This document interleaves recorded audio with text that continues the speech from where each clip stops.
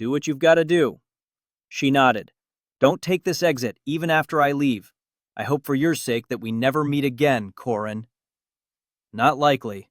When I get out of here, you're going toward the top of my figure this resh out list. Vera inched her way out of the room, the kid still slung over one shoulder, the dueling cane always pointing at me. I considered rushing her right up until the point where she reached the pillar in the center of the next room and the door slammed shut. Resh. Only one thing to do now. I looted the room. 5 more small crystals from the remaining destroyed monsters. They weren't much, but they probably had some value. I picked the sheathed sword back up, too.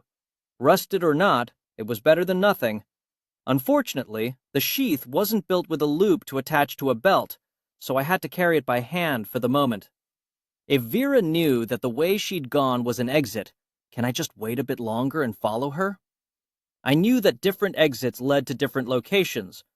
Was she going to be lying in wait for me out there? Did she have contacts outside the tower that would cover her retreat? The latter was slightly more likely, but I didn't think either of them was going to happen. I still didn't take the exit, though. I had unfinished business. I found a clear spot near the exit door and unslung my backpack, finding the book. As I flipped open the pages, the room trembled. I dropped the book as the floor beneath me shifted, but I managed to maintain my footing. After a few more seconds, the shaking stopped, and I picked up the book. Fortunately, nothing had fallen from the ceiling, but I could see cracks in the walls. Was that an earthquake? No, ordinary earthquakes don't happen here. That was something moving. Something big. Can the god serpent move outside of that room? I felt a momentary surge of terror, clenching my hands into fists as I pictured the god beast smashing through one of the nearby walls. But quivering wasn't going to get me anywhere, and it certainly wasn't going to get Tristan the help he needed. I took a deep breath, unclenched my fists, and picked up the book. I wasn't done here. I found the last line I had written, and I found the reply. I will try. It is not my way, but I will try. I frowned, uncertain, and lifted the quill to the page. I noted the distinct lack of a description for this room. Was the entity still watching me? Are you there? Seconds passed. No reply. I lifted my head from the book, frowning, to find that I was no longer alone. A hooded robe floated in front of me, with a pattern of white stars sewn into the blue cloth. The sleeves were outstretched, giving the impression of arms within, but there were no arms. No face was visible within the hood, just empty air. You have made things very difficult for me, Corin. I wasn't sure if the voice was coming from within the cloak or inside my head. It seemed to come from everywhere at once, but I was pretty sure I knew who I was talking to. Sorry about that. I put the book and quill away. Mysterious book entity, I take it? In a manner of speaking, this is not my true form, merely a manifestation of convenience. There is no time for deeper discussion. Come. I stood, ready to draw the sword, but holding it downward in a non-threatening position. The hooded figure moved to a wall toward the middle of the room. I followed, avoiding the traps on the floor. Press here. I searched the wall, finding a small tile that stood out from the rest of the stone. A switch. Of course, most of the switches in the room triggered traps. I really didn't like this. I pressed the switch. I heard a click, followed by a grinding noise. A door-sized section of the wall slid into the floor. I nodded to the hooded figure. Thanks. Do not thank me. This favor will cost us both. Well, that was ominous. The room ahead was circular, similar to the one with the pillar. Instead of a pillar at the center, however, it had a basin filled with clear blue. There were exit doors on the opposite side of the room. Enter the room. I stepped in, glancing around cautiously. The robes floated in beside me. This is a room of attunement. I felt my heart pound in my chest. Drink from the water to be anointed and complete your test. I didn't hesitate. This was one of my 2 goals for entering the tower, and I had already made as much progress as I could have hoped for on finding Tristan. Maybe this would give me the strength to do more. I laid my sword down next to the basin and dipped my hands into the water. It was cool, almost freezing, as I brought it to my lips and drank. My mind went blank. I saw only blackness at first, but I felt no panic, only calm. A woman manifested slowly in front of me. She glowed with a soft blue light. It was a cold light, colder than the water that flowed within me now, and it chilled me to my core. Her wings were brilliant white, reminding me of the soft glow on the blade of the sword that Keras wielded. Her expression was full of sadness as she reached for me, brushing her fingers across my forehead. Awaken. I was back in the chamber. My forehead felt cold, the touch of her fingertips still lingering on my skin. I had no doubt as to what I had seen, what I had experienced. I was attuned. The robed figure remained next to me. It leaned down, lifting the sheathed sword in an invisible grip. I blinked, taking a step back. It paused. I am not going to strike you. I am merely retrieving a tool. The cloaked figure unsheathed the rusted sword with an invisible hand, then thrust it into the pool of water. The entire blade and hilt sunk in, deeper than should have been possible from the visible fluid. When the cloaked figure pulled its hand out, the weapon had transformed. It was an elegant saber, a blue gem shimmering in the pommel, the handguard a weave of silvery vines. The cloaked figure turned the sword to the side, offering it in two invisible hands. I accepted it with a mixture of confusion and awe, then resheathed it. I felt an aura of frost emanate from the weapon as I took it in my hands, but it was a soothing cold. The chill fought back the pain in my right hand from the overuse of my cane. Thank you, I breathed. It is a meager gift, but the best I can prepare with limited time. You will need far more than this to survive the days to come. Because I opposed Katashi? I might have expected as much. The creature's hood twisted, giving the impression of an attempt to shake a head that wasn't there. Because of what you have seen, you are one of several who have been pulled into a conflict with the potential for vast devastation. Seek the woman called Lyra's Orden. Tell her that the voice of the tower must speak with her. You may tell her what you have seen, but speak to no one else of the prisoners. That will be the first of your tasks to repay what you owe. I nodded. I take it you're this voice? Yes. I know you wish for more information, but I must leave. A battle still rages, and even moments may make a difference. I thought of Keras and Katashi. Was this voice going to go help one of them? I really wanted to know more, but I didn't know enough to question the voice's decision, and I believed that moments might be relevant. One last question. My brother entered this tower and never returned. His name is Tristan. Do you know where I can find him? The voice hovered in silence for a moment. The hood shifted downward just enough for me to notice. I am sorry. Thousands come and go each year. I cannot help you. Another chance lost. The tower shook, jarring me out of my thoughts. I understand. Thank you again for everything. The hooded robe vanished. I heard a voice in the air as it disappeared. Leave quickly, while you still can. I stared for a moment at where it had been. Quickly was somewhat ambiguous, at least. I could take a few minutes. I knew that people were supposed to lose some of their memories of the tower when they left. I also knew they kept what they had found inside. I had a book and a quill. I hoped the voice wouldn't be too irritated if I used them for a more conventional purpose. The tower shook as I wrote the most important notes I could think of. Found prisoners and freed them. Tristan was not among them. One of them, Vera, betrayed me and fled with an unconscious child. Not sure why. Another, Keras, is currently fighting with the visage of valor. Yes, seriously. He is doing surprisingly well, but from the shaking in the tower, I don't know how long he'll last.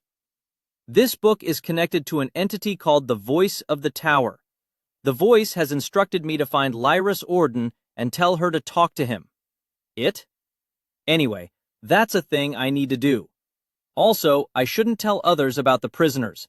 Katashi may want to kill me because of what I know and/or because I helped care us a little. This could prove inconvenient. The voice doesn't know where Tristan is, but if there are prisoners here, there's hope. It's much more likely the goddess will return him if he's still alive. I finished taking my notes. I'd originally planned to record everything I'd seen in the tower, but the shaking was getting worse. I saw cracks forming in the walls of my room. The voice didn't reply to my writing. Presumably, it was busy. More shaking. Tiny pieces of masonry fell from the ceiling. Was there anything else I needed to do before I left the tower? I looked at the font where I'd gained my attunement, where the voice had procured a magic weapon by trading in a terrible one. I really wanted to pour everything from my backpack in there. Somehow I doubted the goddess would appreciate that, though. I settled for emptying out my flask of water on the floor of the room and dipping it into the pool. I filled it to the brim. Would the goddess be offended by such a small thing? I hoped not. The room shook again, a fist-sized chunk of stone falling from above and landing inches from where I stood. I'm going to hope that was a coincidence. Either way, it's time to go. I stoppered the water flask, put it in my bag, and moved with purpose out the tower doors. I was out of the tower. I took a minute to just close my eyes and breathe. I survived. It felt good to be alive. It felt even better to finally have some tangible progress toward getting Tristan back. It was going to be a long journey, but I'd finally taken a step closer to reuniting my family. Standing here isn't going to get you any closer, though. I opened my eyes. The sky was dark overhead, and I could see clouds gathering. Fortunately, I didn't have to worry about rain on the way home. The environmental shield that covered the city was barely visible from my vantage point, but I could see the telltale shimmer a few hundred feet up. I knew what rain and snow were intellectually, but I'd never felt them. Maybe I'd get a chance someday. For the moment, I had more important things to concentrate on. There were no guards next to my particular exit, which was a bit of a surprise. I knew I'd probably taken a non-standard route through the tower, but I still expected to be escorted by guards to a nearby celebration area as soon as I finished. That was standard procedure as I understood it. I could see the tall celebration tents in the distance, and a couple people gradually approaching them. I took another minute, gathering my thoughts and checking the contents of my pack. At a glance, everything was still there. I still had the sword with me too. The book's writing remained intact. Good. It took me a moment to realize that I remembered writing in the book, and I knew why I was checking it. My memories hadn't been erased. Not yet, at least.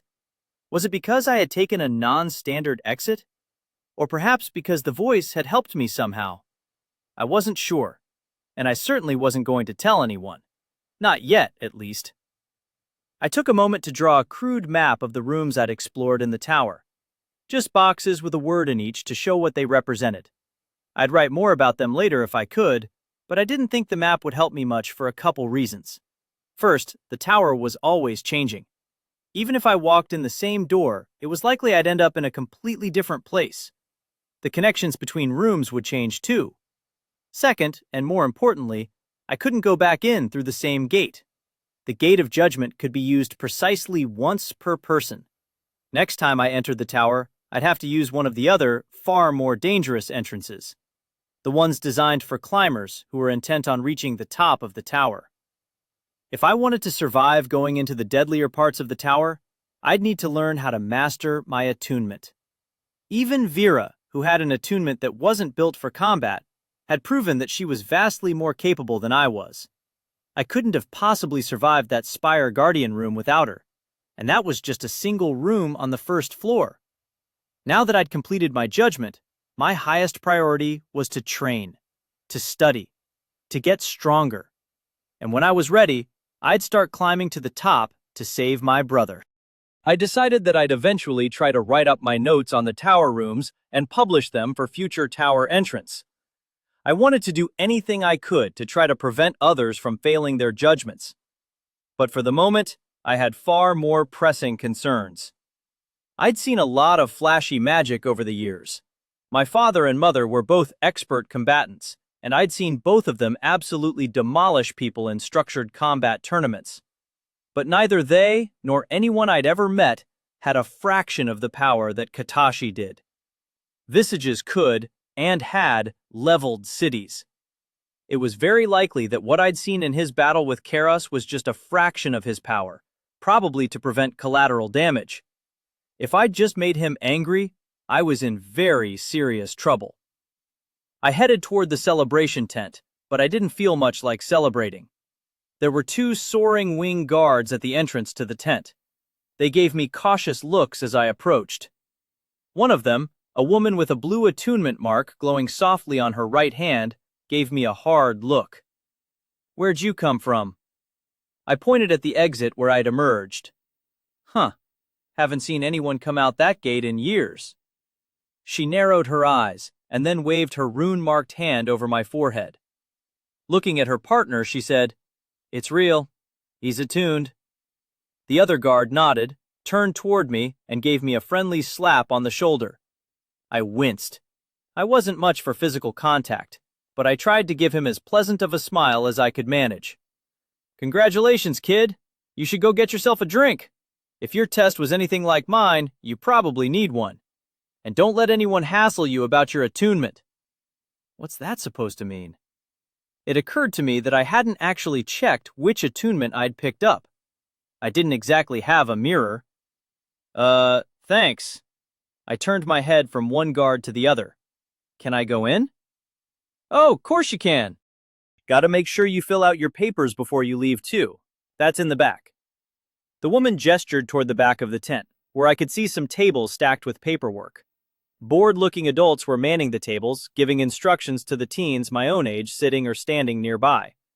In the middle of the tent, though, people were celebrating.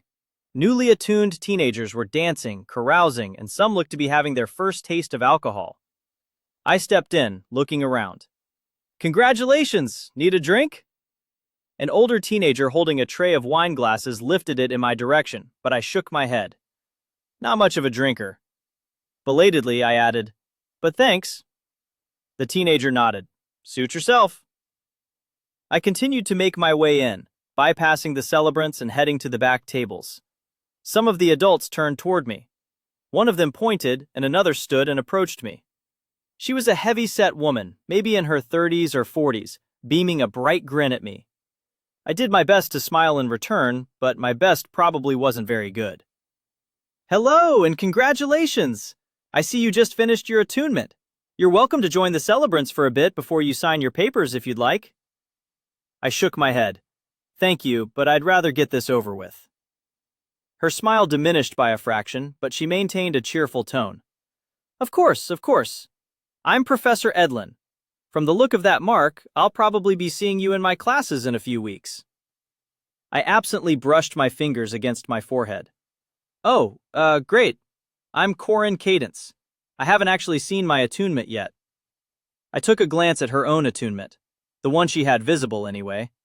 I did notice she was wearing a glove on her right hand, and of course her clothing could have covered other marks as well.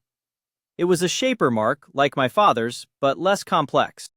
I'd seen several variations on each attunement mark, but they always had a core symbol at the center that looked the same. I didn't know enough about how attunements work to understand the variations yet. She raised an eyebrow. "Cadence? As in house cadence?" I nodded silently. "Oh dear. Well, you should come have a seat, and we'll get you sorted out." That wasn't a good sign. I followed her to a seat at one of the nearby tables, trying to ignore the looks that followed me from both newly attuned and adults. The professor slid a group of papers in front of me, but I didn't look at them immediately. "What's this all about?" Professor Edlin gestured at the papers. "Your enrollment paperwork for the Lorien Heights Academy of Arcane Arts. As you're probably aware, all newly attuned are required by law to serve 2 years at the academy." I nodded. "Followed by 2 years of military service." "Largely correct. although those subsequent 2 years can also be spent in other approved government roles, such as tower expeditions. Only Lorien Heights can provide you with the education you will need to properly utilize your attunement. Of course, because it's the only option available to me. Every kingdom treated attuned differently. In Caelford, they had only a single year of mandatory university training, after which students were generally given apprenticeships. Their focus was on attunement-augmented manufacturing, developing both advanced military technology and everyday conveniences that were improved by attunements. In the Edrian Empire, attuned were sent straight to the military, where they served for a minimum of 6 years. From my understanding, that duration was often extended, either at the behest of the attuned or by the will of the empire. In Dalenyos, attuned were sent to serve the church. Of course, the Dalen military also served the church. Dalenos was a theocracy, so many attuned still ended up with military-style training. Valia had the best deal, as far as I was concerned. I only needed to sign away 4 years of my life, not all of them. Of course, the nature of the attunement was also relevant, and I still didn't know mine. Can I ask which attunement I have? I made a little gesture, pointing at the mark on my forehead. Of course, dear. You have the Enchanter attunement. I winced. If she noticed, she didn't give any sign. She just continued talking. The Enchanter attunement will allow you to create magical items and manipulate existing items. It's very valuable for the development of new technology and providing useful tools to other attuned. But virtually useless on its own. It was the diametric opposite of my family's traditional attunement, the Shaper, one designed for overwhelming personal combat ability. I spent the following hours nodding absently to the professor's instructions while I signed away 4 years of my life, knowing that the mark on my forehead might have ruined many more. The hours I spent on the train ride home were a stream of nervousness and self-deprecation. I'd faced several colorful death options earlier in the day, but none of them were as terrifying as what awaited me at the end of the railroad. Home. Disembarking at the Hastings Valley station, I opted to walk the remaining 2 miles with calculated slowness. I could have hired a carriage, but I hoped that a sufficient delay might allow me to arrive after others had already gone to sleep. No such luck, of course. Cadence Manor was a beautiful structure. 3 stories of pristine white wood and stone surrounded by 3 layers of gates, a high stone wall, a barrier of hedges, and an inner metallic fence. The innermost and outer gates were etched with runic wards with a broad variety of functions, and the house itself was similarly protected. There were no guards outside, but the house itself could withstand a siege. At the moment, Cadence Manor's most remarkable characteristic was the man standing in front of the house's open doors. Tall, athletic, and dressed in the long white coat with blue markings of House Cadence, he was the perfect image of a nobleman in his prime. His black hair was trimmed fashionably short, showing streaks of silver along the temples. His hands rested comfortably on a long cane that I knew contained a metallic blade. My father. His gray eyes analyzed, scrutinized, and calculated as I approached. His position in front of the doors was deliberate. Everything he did was deliberate. People like to say that Magnus Cadence was the type of man to think 5 moves ahead of his opponent, tracing a dozen paths of undoing his enemies before they could lift a hand. People were often wrong. Magnus Cadence didn't plan 5 moves ahead. He didn't need to. He would never let an opponent make 5 moves. I held my back high, brushing a lock of hair away from my forehead, revealing the glowing mark on the skin. He'd made his opening move with his position, and now I'd made mine. We were about 20 feet apart when he acted again. So, you failed then. 4 simple words that changed the nature of the contest. This was no game of tactics, pushing pieces on a board. He'd taken a lunge straight for the heart, just as definitively as if he'd drawn the true steel in his hands. It was a feint. I shrugged a shoulder, trying to appear unaffected. I'd call it more of an incremental victory. A deflection, not a riposte. If I had attempted a counterstrike, he would have used my momentum against me. He'd drawn blood with those words, but it was only a graze. Father waved a hand at my forehead with a nonchalant gesture. I'd hardly call wearing a coward's mark any sort of victory, incremental or otherwise. A swipe at the knees, an attempt to catch me off balance. Any mark is power, and I can earn more in time. Moreover, I learned some valuable information about the tower during my visit, which will serve to improve my ability to climb in the future. A successful evasion, followed by a press of blades, mine against his own. Father quirked an eyebrow, giving the slightest bit of ground. How did you learn anything? Your memories of the judgment should have faded by now. I smiled, taking the opening. I wrote notes while I was inside the tower, Father. A simple enough exercise, but effective. Moreover, I made contact with an entity tied to the tower itself, a potential information source. I suppose you have some of my blood in you after all, then. An unexpected concession on his part, giving ground. Inadequate, unfortunately, to compensate for your failure to earn a combat attunement. You can come inside and meet your replacement. There is no fencing term I'm aware of for drawing a pistol and shooting your opponent in the face, but that was what it felt like when I heard his final words. I'd overextended myself, and he'd taken advantage of that, giving me a taste of victory just to crush me with overwhelming force. He turned his back, striding into the house, leaving the familiar doors wide open. I followed, trying to avoid fixating on the sense of inadequacy he'd awakened in my mind. It was no use. The sense intensified as I saw who waited with me inside. Standing with her hands folded carefully in front of her was Sarah Shard, my childhood companion. She stood in the center of the entry chamber, her bright house cadence uniform illuminated by the gas lamps on the sides of the chamber. Sarah, the daughter of one of my mother's retainers, had been born a scant handful of days after I had. We had been raised together with the understanding that she would be my personal retainer, not a servant. Sarah was trained to be my bodyguard, my seneschal, and my closest confidant. My childhood was filled with memories of countless hours spent with her and Tristan, days filled with joy. I'd been raised with numerous stories about the bonds of loyalty between a noble and their retainers. I'd seen them in practice between my mother and Sarah's mother. They were always together, closer than any friends I'd ever known. When the tower took Tristan from me, my mother took Sarah. Mother had taken her entire staff when she left, and of course Sarah had left with her own mother.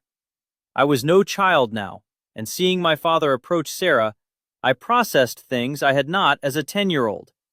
A similarity in the grayness of their eyes, a similar wave in her black hair to one in my own, the distinct absence of a father in her childhood. I anticipated Father's next move, but it was irrelevant. Corin, I take it you remember the young Miss Shard? He stood to her right side, smiling magnanimously as he gestured toward her. He didn't wait for me to reply. Given Tristan's continued absence, and your failure to secure a combat attunement, I've decided to legitimize her. Unlike you, Corin, she's earned a real attunement. She's a summoner. A summoner? That's impressive. They're rare, and extremely effective. I did the only thing I could, since replying directly to him would only invite more attacks. I closed the door behind me, approached to an acceptable distance, and bowed at the waist towards Sarah. Congratulations on earning a summoner attunement, Sarah. It's good to see you. It's been too long. She didn't return the bow. Instead, she smirked and spoke. Thank you, Corin. Or perhaps brother would be a better term now? Shining eyes flickered with mischief. Father turned his gaze toward Sarah. I wouldn't get ahead of yourself, dear. I've legitimized you as a member of House Cadence, but I have not declared myself to be your father. Not yet. That is something you will need to earn. If she was daunted by that, she showed no sign. Of course, Father. I will endeavor to be the very best example of what this house has to offer. Goddess, I'd forgotten how good she was at pretentious resh. I couldn't have come up with something that haughty with a calculated effort. Father set a hand on the top of her head. I expect nothing less. It was a small gesture of affection, just enough to show what he never gave to me. I stretched, attempting to appear unaffected. Excellent. Maybe we can begin by sharing stories about our experiences in the tower. Stories which she presumably wouldn't have, since normally people had their memories erased. It was a cheap shot.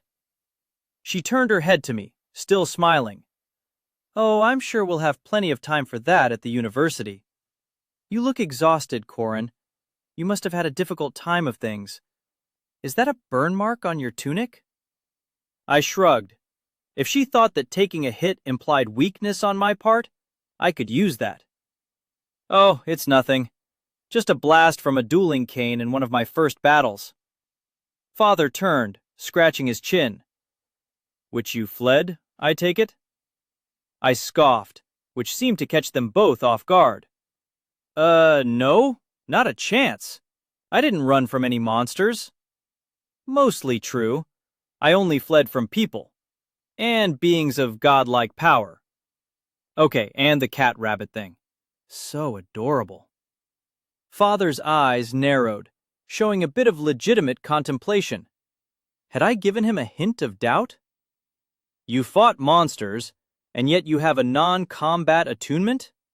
I find that somewhat difficult to believe. Good. I shrugged the backpack off my shoulders, opening the back and reaching in. I retrieved one of the larger crystals that had been left behind when Vera destroyed the Bargensi. It was common knowledge that monsters in the tower left crystals behind when killed. They were a form of stable mana and could be used in some spells and enchantments. Some people believed that they were the crystallized souls of the monsters. I tossed the crystal to him, and he caught it deftly. A slight frown developed as he turned the crystal over in his hands. Curious. He raised his head toward me. I showed him a handful of other crystals. If you think that's impressive, you should see the sword. I tapped the hilt of the weapon at my hip. Father didn't take the bait. Instead, he turned to Sarah and handed her the crystal. You'll need to retrieve something more impressive than this on your next trip in the tower. She nodded curtly. I set my backpack on the ground, folding my arms. Apparently, I was setting the low bar for being considered a child of Magnus Cadence.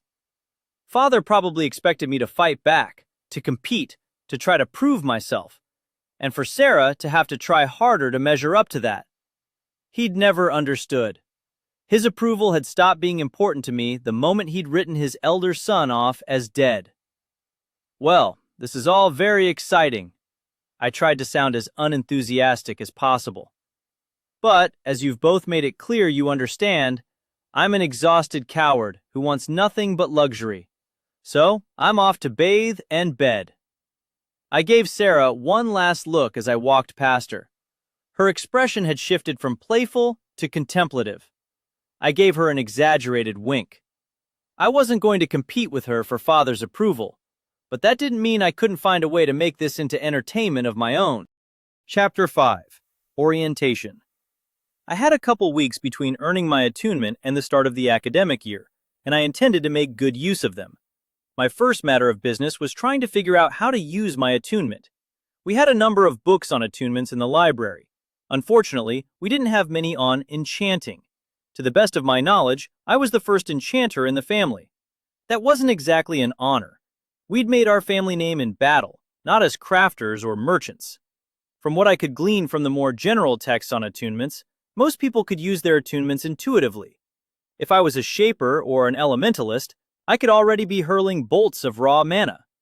According to a book called Styles of Spellcasting, the methodology would depend on where I received my mark. Hand marks are the most common, which begat our tradition of wearing gloves to hide them. Those attuned with hand marks excel at accurately directing spells at distant targets. Leg marks allow for instantaneous delivery of powerful spells through physical contact. They are the favored marks for guardians and other physically adept attunements. Heart marks can channel mana through the entire body before dispersing it through a spell. This requires intense focus and slows the casting of the spell, but increases its intensity. Lung marks allow the attuned to fill the air with mana as they speak the words of an incantation, directing their spells across a broad area. They are exceptional in large confrontations such as siege warfare. Finally, mind marks enhance the attune's ability to sense and manipulate the mana inside their body. This can potentially allow mind marks to construct spells inside their own bodies purely through focusing their minds.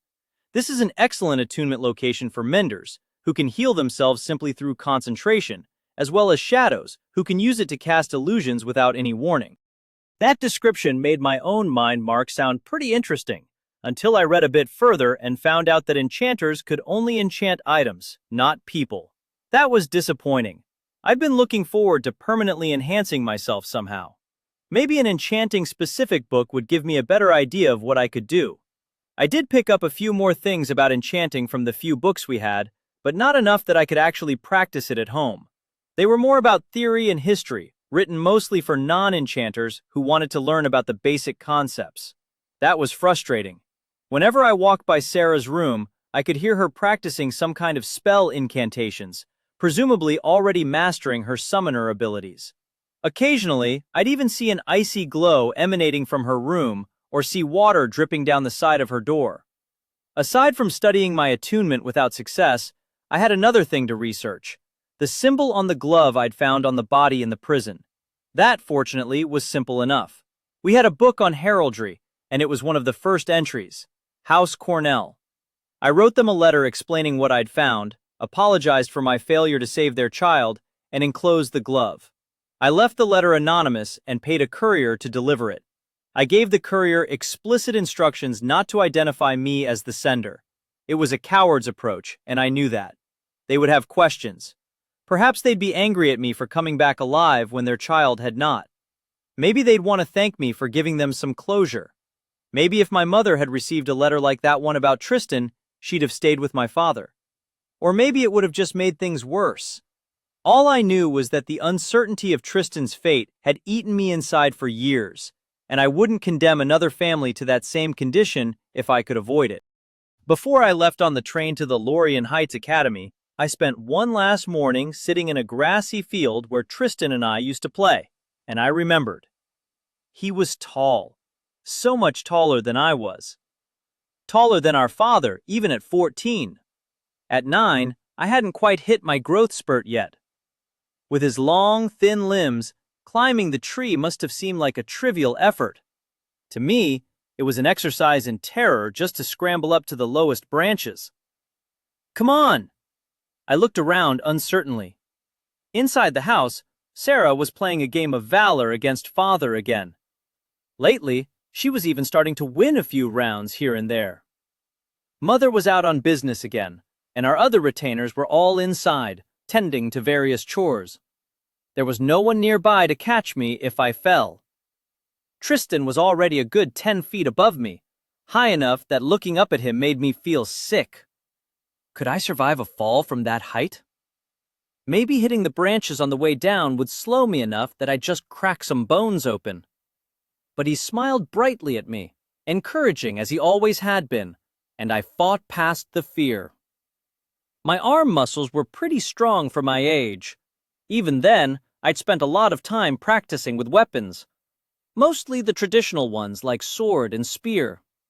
I didn't have enough mana at that point to use a dueling cane with any degree of seriousness, so pulling myself up wasn't a problem. It was just a matter of being able to reach a good branch in the first place. Tristan waited for me as I inched, calculated, and feared.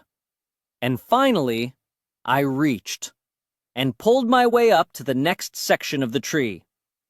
And the next. My fear grew with every inch, but he bolstered me with encouragement. "You can do it!" and "Don't be afraid!" echoed in my mind.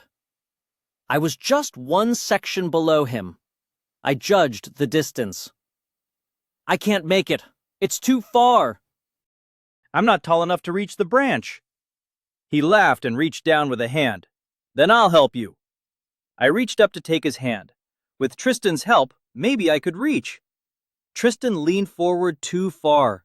His hand brushed against mine as he fell. I winced, blinking away the memory. Tristan had been fine. He'd laughed when I'd finally made it back down the tree, fighting fear to scale my way down far faster than I'd gone up. The branches had bloodied him, but he'd made it through the fall without any permanent damage. But I remembered that he'd fallen trying to help me, and that was Tristan to his core. He was always trying to lift me up, even at his own expense. After so many years of Tristan looking out for me, it was long past time I did the same for him. I knew that I wouldn't be going back into the tower immediately, of course. Attempting to climb the tower was far more dangerous than simply going through a judgment, and what I'd seen inside had made it abundantly clear that I was not prepared for the true dangers of the tower yet. So I'd need to be patient. I'd practice. I'd master my attunement, grow strong enough to survive. But when I was strong enough, I'd reach for that highest branch. I hoped that Tristan could keep waiting for me, just a little bit longer. Riding on the train was a considerably different experience with Sarah sitting next to me. It wasn't the first time we had traveled together. We had rarely been apart as children. 3 years apart had changed both of us, however, and my father's plans, maybe our father's plans, had been deliberately formulated to create a degree of tension between us. I wasn't going to let things stand that way. When we'd first left the station, she'd sat with perfect poise, looking out the window and waving at the house servants that stood at the station. The perfect image of a young noblewoman already missing her family and friends. Within minutes, she'd shifted in her seat into something resembling a ball, curled around a book. This was the Sarah that I remembered, someone I could work with. I pulled out a book of my own, Trials of Judgment, the book from inside the tower. Then, flipping to a blank page, I removed the quill and inkwell from my backpack. I caught her eye flickering toward me, curious. She caught my eye catching her eye. I caught her eye catching my eye. You get the idea. We exchanged glances, saying nothing. I began to write. "O great mysterious book entity, voice of the tower, etc., etc. Are you receiving this message? I'm not sure if this thing works, now that I'm outside the tower. Really, I'm not sure if the book itself was ever significant, or if you were just using it as a medium to communicate with me. Please clarify. Yours, in an unspecified amount of indentured service, Corin." I smirked, waiting and watching for a few minutes. In spite of my brilliance, there was no reply. I sealed the ink container and stashed it, the quill, and the book back in my bag.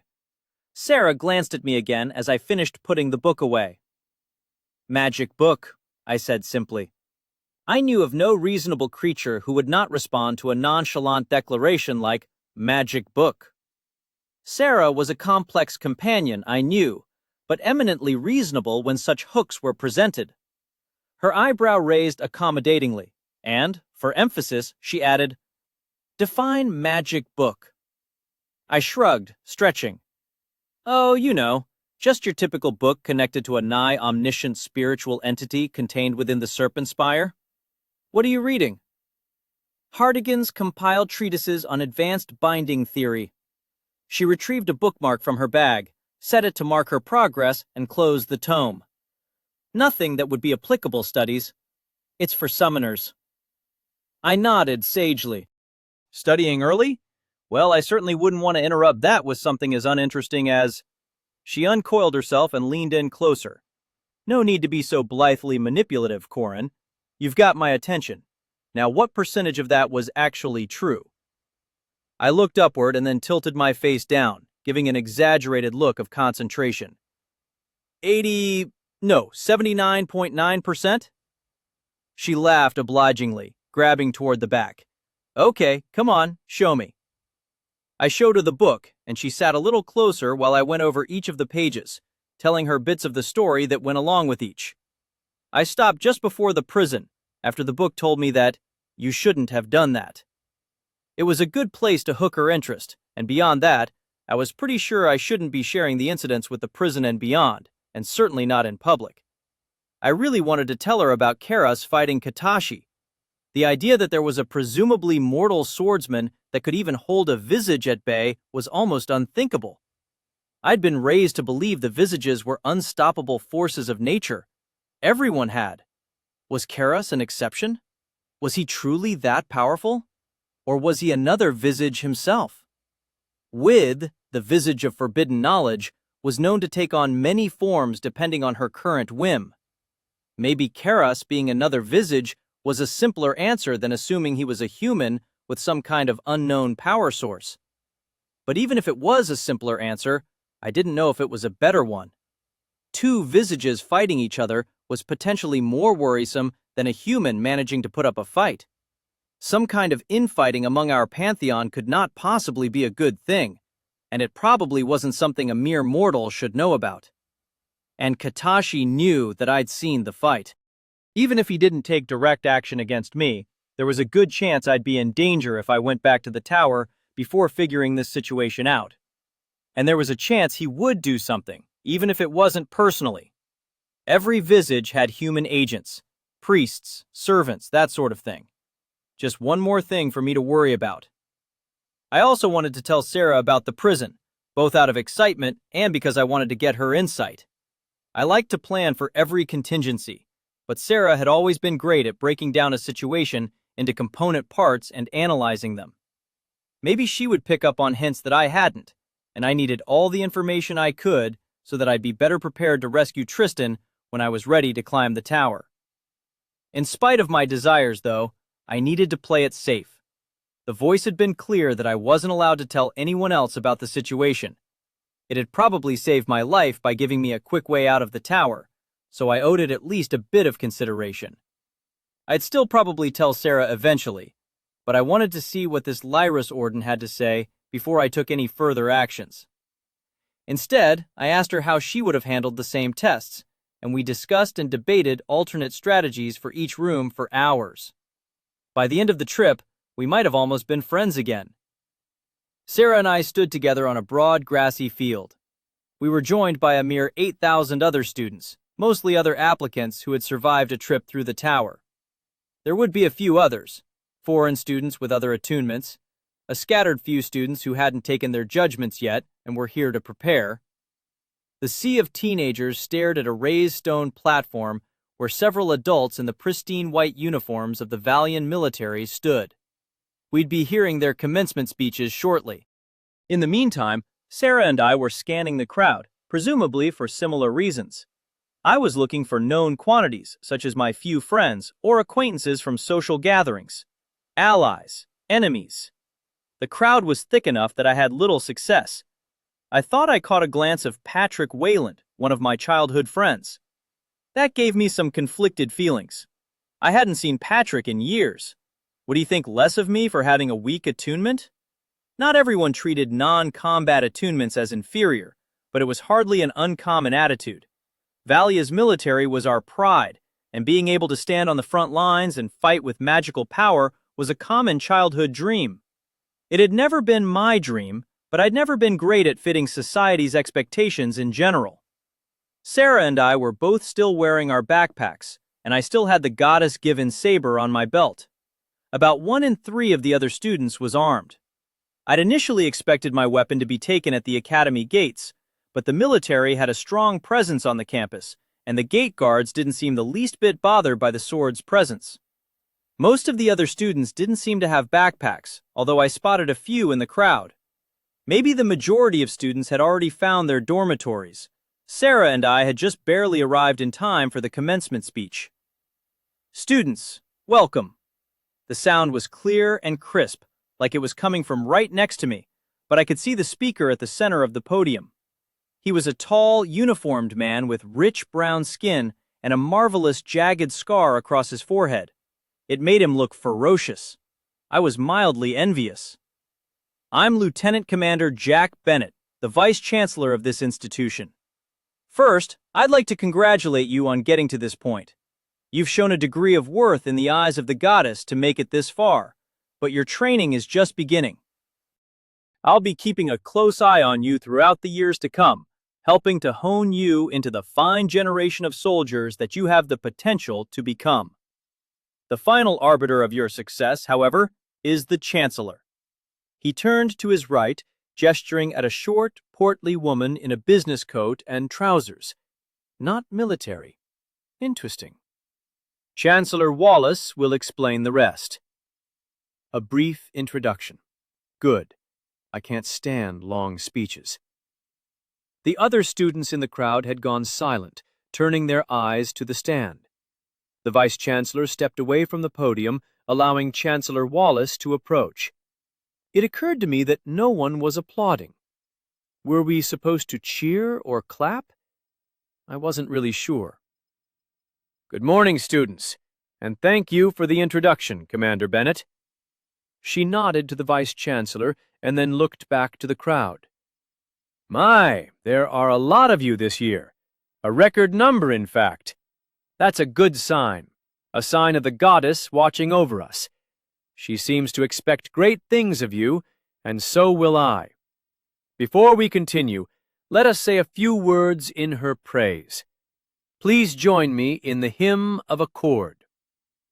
I suppressed the urge to roll my eyes, mouthing the words as others droned one of the many hymns that had been scratched into our brains since childhood.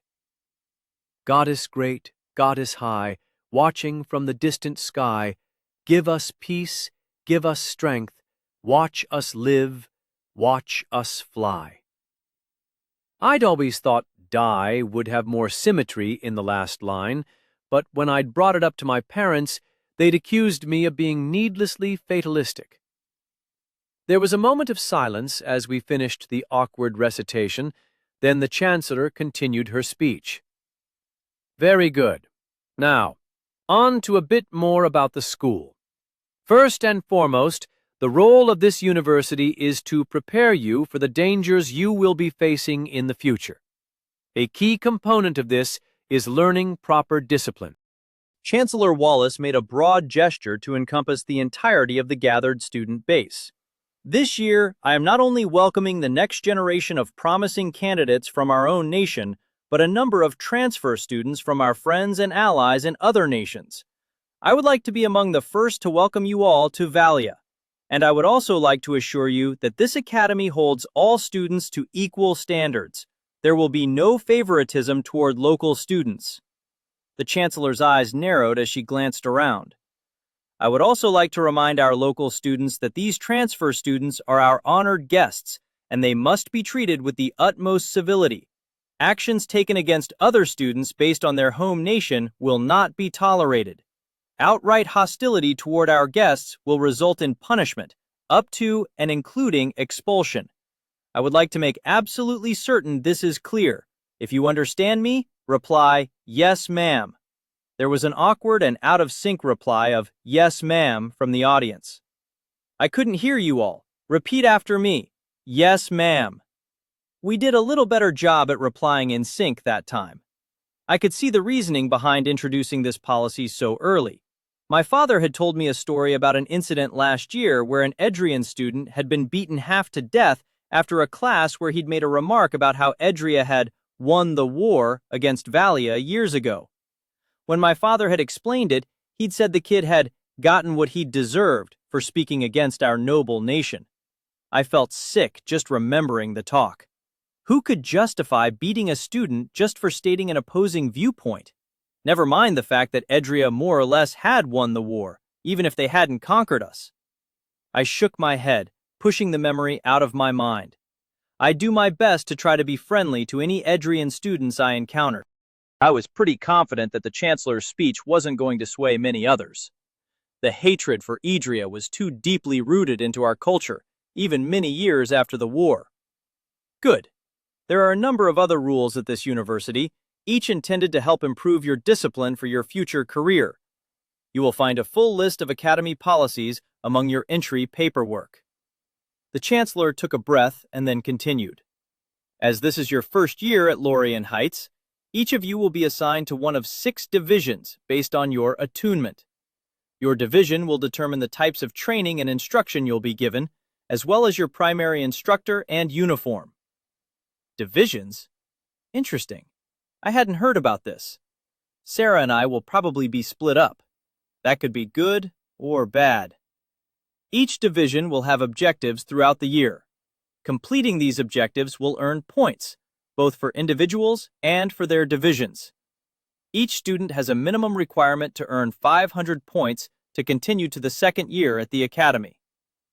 Candidates will enter their second year retaining their scores from the first year, and graduates with high scores will enter their military service at a higher rank. A large part of your score is derived from the performance of your division, and thus, it behooves you to work together with your classmates.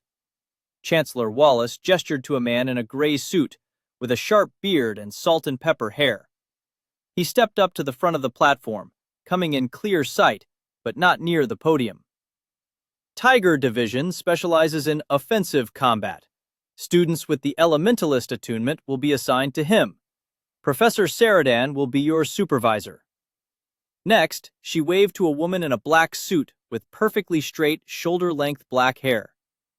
Professor Orden will be supervising Serpent Division, which specializes in reconnaissance. Students with the Shadow and Diviner attunements will report to her. Professor Orden? Lyris Orden, I presume. I'll need to talk to her. A shame I'm not in her division. It sounds interesting, and being placed with her would be convenient. Chancellor Wallace pointed to a man in a purple suit with a dueling cane and carefully sculpted eyebrows.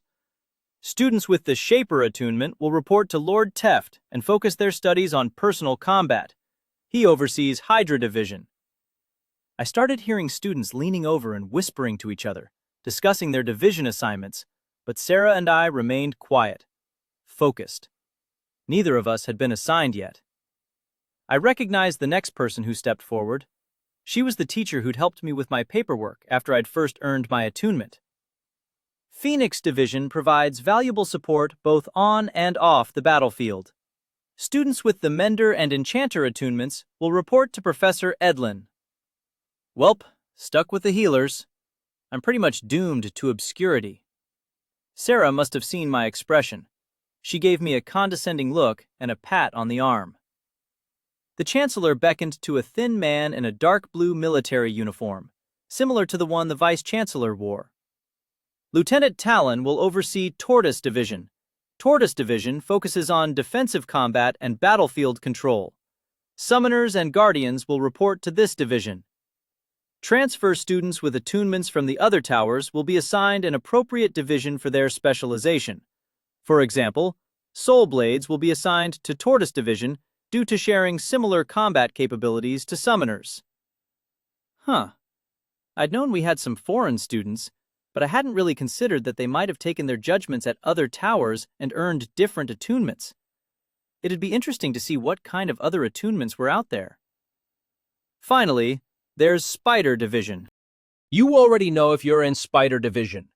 As the name implies, Spider Division is infiltrators and saboteurs, and that's exactly what they'll be doing within all of your other divisions. I heard a collective groan from the students. Listen closely! Chancellor Wallace was surprisingly sharp, and the crowd was silenced. This is one of the most important parts of your first year of training. Each of you will have specific opportunities throughout the year to report someone you believe to belong to Spider Division and any supporting evidence. Correctly identifying an individual spider can yield a reward of up to 100 points. However, if your entire division fails to identify even a single member of Spider Division by the end of the year, each division member will lose 250 points. And incorrectly identifying someone as a spider will result in a loss of up to 100 points. Well, that last part means I can't just write down everyone I can think of. I'll have to keep thinking about this. Maybe trade some information. I wonder if the spiders lose points if they're identified. Probably, but if not, maybe I could make an offer to get one of them to come forward. She smiled. People for Spider Division were selected from all possible attunements, and thus, you cannot identify them that way. Attempting to discover the spies in your midst should be a valuable exercise. Chancellor Wallace folded her hands on the podium. I'm sure you're eager to meet your classmates. Thus, we'll be concluding this ceremony. You will find your schedules within your orientation packets, but you'll need to head to the dispensary to pick up your uniforms and shield sigils. Good luck, and keep your eyes wide open. Our first order of business was picking up our uniforms, so Sarah and I headed toward the dispensary. So, who do you think we'll run into first? Sarah nudged me. I hadn't really thought about it. I'm Not sure? She grinned. I bet a bunch of our friends are here. I know Patrick and Roland passed the tests. Maybe we'll get in some of their classes. Maybe that really was Patrick I saw earlier. Yeah, I said absently. That'd be nice.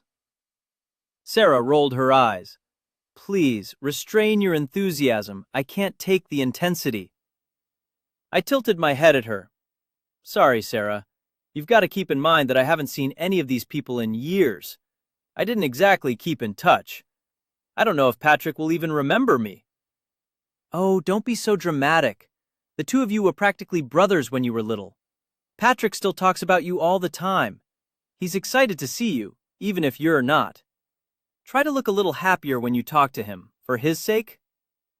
I grimaced, but I nodded in agreement. I'll try. She was wrong about one thing, though. I only had one brother, and I'd lost him.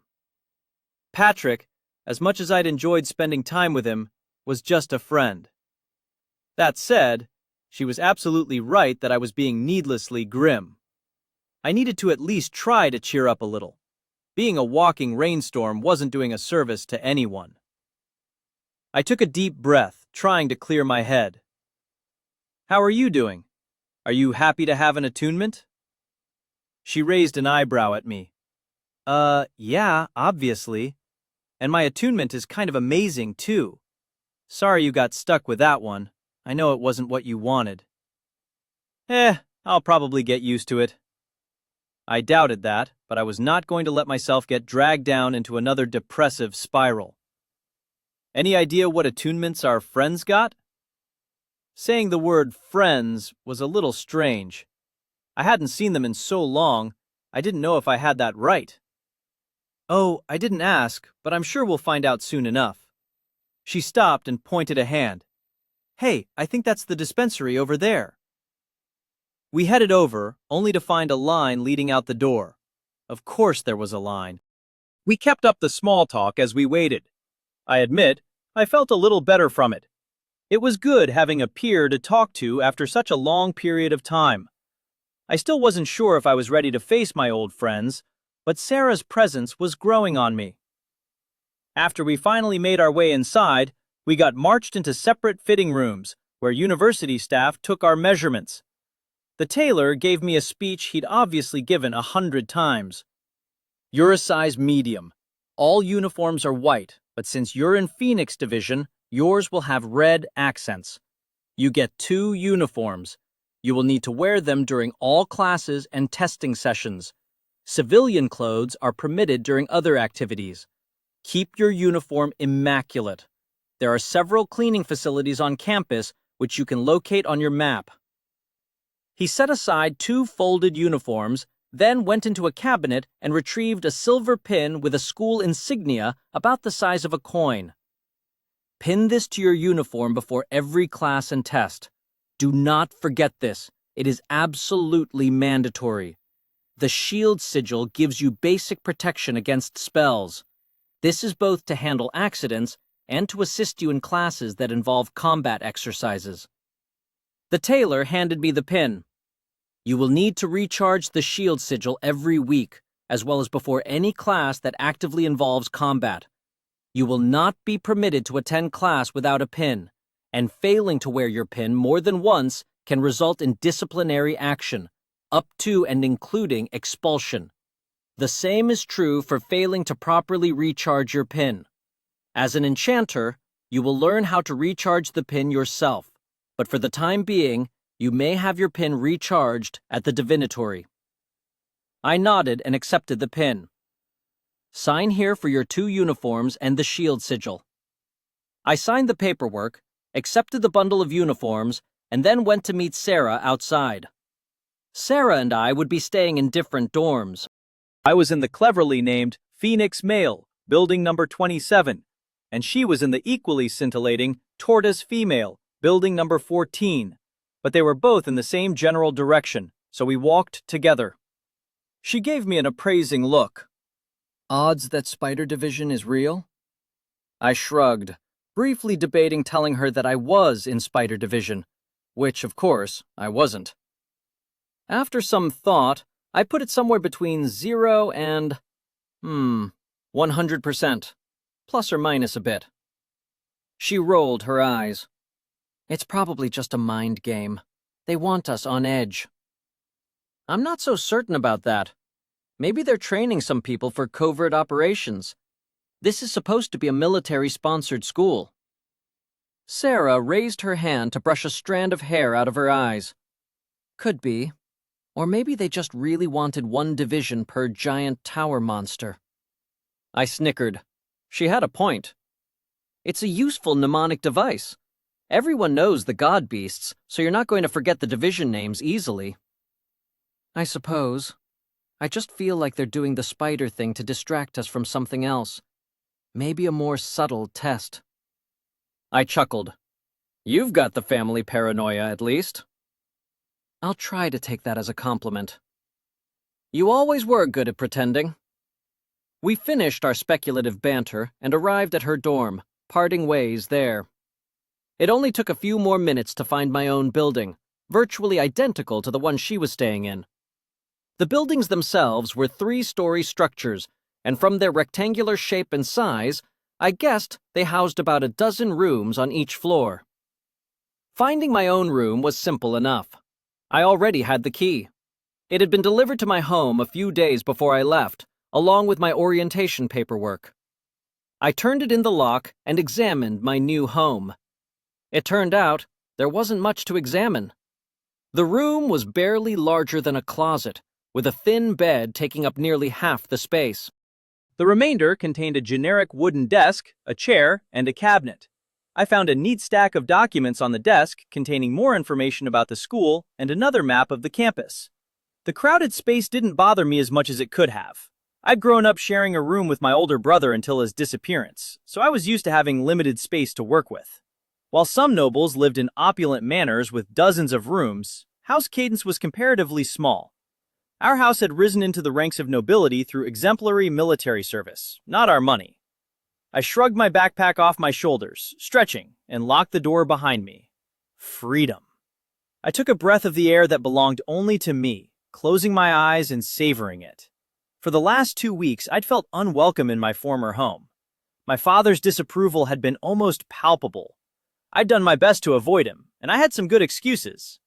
There was a seemingly endless supply of documents to prepare for attending the academy, and I studied more to learn more about my attunement. So, what did I do with my first moments of free time? More reading. This time, something a little more interesting. I flipped open Trials of Judgment, flipping to the last thing I had written. Still no reply. Frowning, I set the book aside. I had other reading that I wanted to do. I dug through my pack, finding a book on runes that I'd borrowed from my father's library. An introductory primer on empowering runes by Conrad Lake. I'd read the beginning before, and I understood the fundamentals. Enchanters had the ability to permanently infuse objects with power. To do this, I'd have to start by finding the runes that corresponded to the effects I wanted on the item. After that, I'd inscribe the object with the runes. That was the easy part. The hard part was finding a power source for each rune. Since I only had an enchanter attunement, the only mana I had access to was raw mana, basic, unfiltered stuff. Most enchantments required specialized types of mana, like fire mana to empower a rune to make a flaming weapon. There were 2 main ways of getting the mana I needed to enchant something. Either I could find a person who had the right kind of mana and transfer it from them, or I could transfer the mana from an object that contained mana, like, for example, the crystals sitting in my bag. I wasn't reading through the book to figure out what I could do with my crystals. I'd already done that, and come to the conclusion that the few crystals I had weren't all that useful on their own. Slimes were the weakest monsters in existence, and the mana crystals they left behind were raw, the same type I could generate on my own. The Bargenses crystal was earth mana, which was more useful, but not something I had any use for at the moment. No, for now, I wasn't going to make anything. I needed to learn about what I already had. I unsheathed the sword the voice of the tower had given me about halfway, examining the shimmering blade and the 4 runes on the surface. I was careful not to touch my skin to the aura of frost. I didn't know if it would hurt the wielder or not. That was one of the first things I'd need to figure out. I found my quill and ink and one of the pieces of orientation paperwork I didn't care about, drawing the 4 runes that I'd seen on the surface of the blade. After another moment of thought, I flipped the sword over and checked the other side to see if the etchings matched. They did. Just 4 runes then. Then, having copied the runes, I searched through the enchanting book to find them. I only found 2 of the 4. The first was a pretty simple rune, one I'd seen elsewhere, a rune of resilience, useful for making an object harder to break. The second was definitely some kind of rune of ice, but it differed from the basic one presented in the book. The shape was similar enough to be clearly related, but the one on the weapon was surrounded by an octagon of intersecting lines, one of which connected with the rune. I spent some more time searching the book for the other runes, but they were nowhere to be found. The book's notes and the basic rune of ice indicated that items enchanted with it were dangerous to the wielder, so I decided it was best to keep my hands as far away from the aura as possible, at least until I could discern what the more advanced rune meant. With that established, I sheathed the weapon and lay down on my bed, closing my eyes. I wasn't going to sleep, not immediately. I needed a few moments just to process my situation. I didn't get them, of course. A knock sounded on my door mere instants after my eyes shut. The knocking paused for a moment, then repeated a few moments later. It was quick, insistent. I sighed, pushing myself from the bed, and opened the door. A black-clad student was standing outside, his almond-shaped eyes narrowed in scrutiny. He had amber skin, which meant his family was probably from East Edria or Dalinos. He stared directly at me for a moment, then asked a single question. "Are you a spider?" I blinked. No? He nodded curtly, took the door handle, and shut my door. I continued to stare at the closed door for the next few seconds. Well, that was interesting. Contemplating the encounter, I came to the conclusion that the student was testing for my reaction. I heard another similar knock several moments later, but it wasn't at the next door down. It was too distant for that. He wasn't going to every door in sequence. Either he had a list of specific people he wanted to check, or he wasn't going in order because he didn't want people hearing the conversations at adjacent rooms and taking the time to prepare. Oh, I like this guy. He hadn't given his name, but I'd find it. I kicked off my boots and spent the next few hours reading through runes atop my new bed. The threadbare sheets and single pillow weren't particularly comfortable, but I was glad just to have a private room. While I studied the runes, I contemplated what I could potentially build. My few crystals wouldn't get me very far, but I did have a small discretionary stipend to spend on things outside of what the academy provided. Basic food in the mess hall, lodgings, and uniforms were already covered. I assumed most of the other students who were lucky enough to have a stipend spent it on the much better food that could be found in the assorted restaurants on the campus, or on things like more books or added conveniences. My 4 silver sigils per week were going toward an enchanting fund. One of my first priorities would be to figure out the local rates on buying various types of enchanting materials. My reading indicated that there were a lot more types of mana crystals than I had initially realized, and that there were some alternatives to using crystals or getting help from other attuned, but that they tended to be harder to come by. My first priority? Enchanting the flask where I was keeping the water from the pool in the tower. I didn't know if the effect that had given me my attunement was inherent to the water, or if the water was just a conduit for the goddess to use to give people attunements. If it was the former, I couldn't know if the water's magical properties would remain stable forever. Or maybe it would just evaporate if it was left alone. I didn't want that to happen. After doing that bit of reading, I grudgingly got back to the stack of paperwork on my desk. I skimmed over school rules and regulations, as well as things like the details on earning points for graduation. I could worry about those later. I was looking for the campus map. I had something important to do. Finding the map was easy enough. Actually navigating the campus to find Professor Orden's office was considerably more challenging. Not only were there several buildings that didn't appear on the map, many of the labels were out of date. All in all, it took me nearly 2 hours to find Professor Orden's office on the opposite side of the campus. She was, predictably, not even there. I did, however, find a list on her door of her office hours. The next time she'd be present would be Wednesday, the day before classes. I made a note to come back then. Not only did I want to fulfill my obligation to the voice, I needed to know how the professor was connected. Was she some sort of servant of Katashi? Or maybe Tenjin? Valia's patron visage was Tenjin, the visage of inspiration. It was commonly known that the visages often employed mortal help, even outside of their priesthoods. The presence of a foreign visage in our tower was very strange. If Professor Orden worked for Tenjin, it was likely she needed to know about it. Was there some kind of power play going on? Or was I just indulging childish fantasies of visages playing political games against each other? It was the type of thing I'd read about in stories since childhood, but the last known direct conflict between two visages had been over 100 years ago. I headed back in the general direction of my room. The trip hadn't been a total waste of time.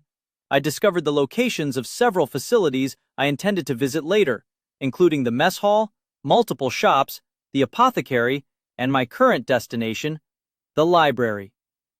Predictably, I found Sarah already inside. She had annexed an entire table with a massive stack of books on her left and 3 open tomes spread out in front of her. Most of the pages I could see showed complex diagrams with runic markings. She was scanning one of them intently, apparently oblivious to my presence. I pulled up a nearby chair, making enough noise that she turned her head with an annoyed look. Her expression shifted from irritation to an inquisitive shift in her eyebrows when she processed who had dared to disturb her studies. "Yes, Corin?" I leaned over the table to examine one of the closer books. Summoning diagrams? Trying to find something powerful to summon to impress everyone before classes start? She shook her head, her expression sinking into a frown. Common misconception. Summoning monsters is actually one of the least common things that summoners do. I blinked. What do you do then? She stabbed a finger at a diagram in front of me. This isn't a summoning diagram. It's a contract. The runes indicate the terms of the contract, and mana is used to enable it. Summoners make contracts with creatures to draw power from them. I scratched my chin. Like individual monsters? You have to meet them and bind them personally? Yes. If I want to make a monster do anything, give me power, protect something, or if I want to summon it from a distance, we need to agree to a contract. I turned to look at her, my eyebrows knitting together. How does that work with monsters that don't talk? She flipped the pages to another diagram. Different diagrams for different monsters. Once I charge it with mana, they basically touch each of the runes to examine them. If they agree, they contribute their own mana, signing the contract. Huh. Are things like slimes really smart enough to know how to do that? She smirked. Evidently, but I'm not the type to make a contract with a slime. Of course not. I huffed out a short breath that could almost be called a snort. Planning out your first contract already? Her smirk broadened. Who says I don't have one already? I narrowed my eyes at the implication. When would you have had the opportunity? Attunements are given at the end of the judgment, and I doubt you've had a chance to track down any wild monsters in the week since we finished. Maybe when you tell me about the rest of your tower escapades, I'll let you in on my secret. Maybe. She tilted her head to meet my gaze. I rolled my own eyes in response, standing up. Oh, I think I can figure it out on my own. Enjoy your studies. She laughed. I'll look forward to hearing your inaccurate guesses. I chuckled, already turning over ideas in my head as I continued toward the enchanting section. Removing a list from a pouch on my side, I'd abandoned my much larger backpack at my room. I looked at my list of classes and their book requirements. I've got Magic Theory on Tash Day and Thursday, Understanding Attunements class on Kier's Day and Tens Day. Physical Combat doesn't need any books. Let's see. I need the books for Introductory Runes on Thursday and Vaz Day, and Mana Manipulation on Tash Day. And it looks like I need to pick an elective at some point, too. Looks like Thursday and Tash Day will be the busiest, since I've already got 2 classes on each. Might be smart to pick an elective for a different day. I was sufficiently distracted that I nearly bumped into someone. I looked up just in time, only to freeze in the shock of recognition. She froze, too. For a moment, our eyes met, and I felt a surge of long-buried emotions. Clutching her books tightly to her chest, the girl, no, a young woman now, looked away, fleeing without another word. It was not a coward's move. I had been about to do the same, and I thanked her for taking the necessity away from me. I wasn't quite ready to confront the implications of our meeting here. Apparently, neither was she. I pushed her from my mind as quickly as I could, just as I had for years. Enchanting. I was planning to get books on enchanting. I picked up some of the first books I came across, too distracted by my mental athletics to properly focus, and headed for the counter. The librarian, an older man with long and vast gray sideburns, quirked an eyebrow as I set the books down. A little ambitious, aren't we? Of the 3 books I was checking out, 2 of them were marked Advanced, intended for graduates. Oops. I offered him a winning smile. I'd like to get ahead of the schedule. The librarian chuckled. You'll change your mind soon enough. Sign here and here. He pressed a slip across the table, which I signed. With my mind still spinning in circles, it landed on a particular issue I realized I hadn't sufficiently examined. I don't know if you know this, but I'm supposed to deliver a message to Lyris Orden. Is that Professor Orden? Yep, he confirmed. That's her. Good. It would have been embarrassing if I told my whole story to the wrong Orden. Embarrassing and potentially dangerous. One of the other teachers put you up to errands already? My lips twitched. No. Not unless I counted Mysterious Book Entity as a teacher. This is a personal favor for someone, but I imagine the errands will come soon enough. Take my advice. Don't let them make you a servant. Especially not Orden. She'll work you to the bone. He snatched my signed papers from across the table. Enjoy your books. I nodded and swept them under my arm, fleeing the scene. I couldn't help but glance back toward where I had seen Cecily Lambert, but she was already gone. I made it back to the relative shelter of my room, examining my haul from the library. In my hurry, I hadn't actually picked up the books I needed for the semester, but I suspected any copies of those would be long gone.